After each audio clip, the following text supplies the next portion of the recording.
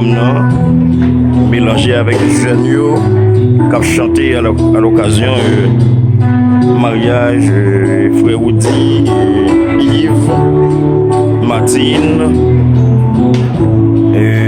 son respect. C'est un mariage collectif. Déjà, félicitations pour tout le monde qui a fait des vidéos.